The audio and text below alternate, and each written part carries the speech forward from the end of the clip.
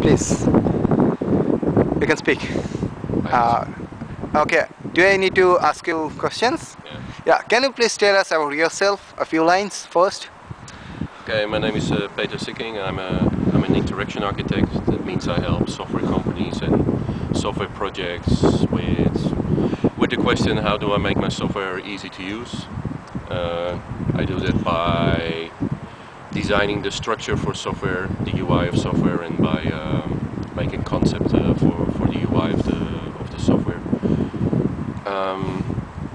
Why am I involved with GIMP?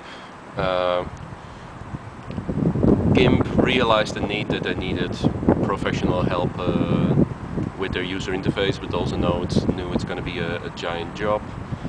They tried before to work via communities with people advising them, but it always ended up in a huge talking shop. So last Libre Graphics concept, they invited me to work with the GIMP team on actually simply defining what GIMP is. To write down in a couple of sentences what is the definition of GIMP, so that everybody could work in the same direction. And from there started the relationship that of me committing, working on the GIMP.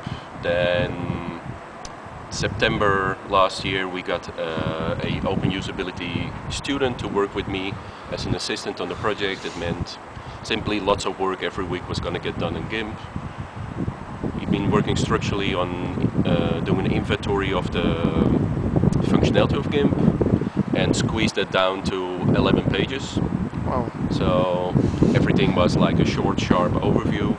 Then we work with the GIMP team on making user scenarios based on that product vision, that statement that we wrote out what GIMP actually is. So we made a few very essential scenarios, and with those scenarios we have evaluated the UI.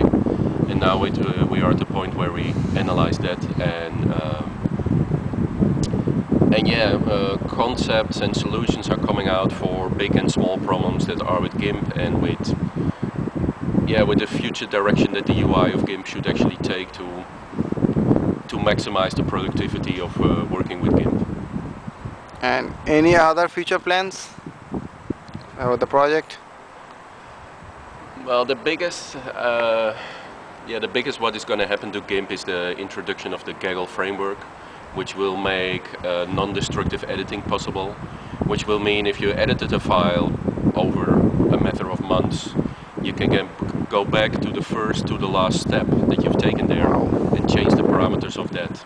So if you did 2 months ago curves and levels, and you now decide that your picture is not punchy enough, you can just go back to those operations and readjust them. And that is the biggest opportunity in the UI of GIMP, of making things really different and making them much more intuitive compared to what you currently see, for instance, in Photoshop, adjustment layers. Adjustment layers is very complicated compared to easily just going back in time, taking an operation you did a while ago, readjusting the parameters, and the picture instantly changes to reflect that. Oh, that will be a very nice feature. It's just but it also straight away brings that heavyweight. Instead of 8-bit support, it's not even 16-bit support. It's going to be floating point graphic support, which means you got even better than 16-bit resolution. So that's what everybody's been waiting for, and that's going to be automatically included with introducing this framework. Oh, that will be a great thing. And any line or comments for the GIMP users you want to say? GIMP users have to ask themselves if they are really GIMP users.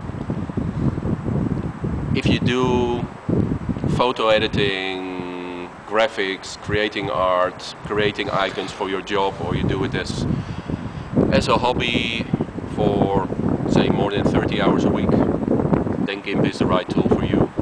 If you do more casual work on photos, if you do more casual work on some graphics for what you're programming or simply for fun, then maybe a simpler tool, a tool where it's easier to get the hang of it, is your software. Okay. So that's it. Thank you.